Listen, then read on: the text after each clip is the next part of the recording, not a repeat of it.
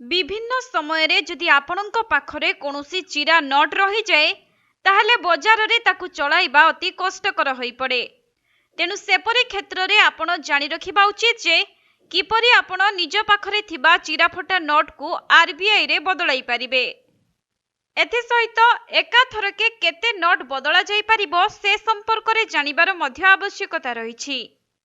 तेबे बजार रे सौदा करिबा बेले किंबा पनिपरिबा किनिबा बेले आपणक पाखकु बेले बेले चिराफटा नोट आसी जाए। अनेक समय रे फटा नोट रे जरी अठा लगा जाई थाए, फलरे सेही नोट व्यवहार उपयोगी होई न थाए। एपरिकी कौनसी व्यवसायी चिराफटा नोट को नेबा पई पसंद करि न थांती।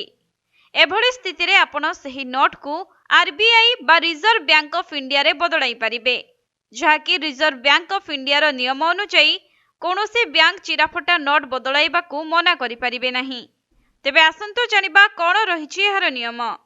तेबे जदि आपणकर नोट पड़ी जाइछि किंबा फाटी जाइछि तेबे आपण एहाकु आपणकर निकटतम बैंक रे बदलाई पारिबे। एथि पई आपणकु आरबीआई जिबाकु पड़िबो, आउ सेठारे आरबीआई सेही नोट को भलो भाबरे जांच करिबो, जेपरि कि भूल रे आपणक पाखकु एही नोट आसीछि कि नाही, किंबा एही नोट अजाणतरे पड़ी जाइछि कि अन्य कोनोसी कारण अछि से संपर्क रे जानिबो। एहा परे आरबीआई आपणक नोट को बदलाई नेबो।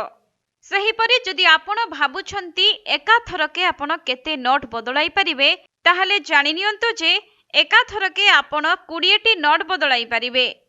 एपरिके थरके 5000 टंका पर्यंत नोट बदला जाई पारिबो। अर्थात आपण जदि 500 टंकिया चिराफटा नोट बदलाइबाकु चाहुछंती तेबे थरके 10टी ही बदलाई पारिबे।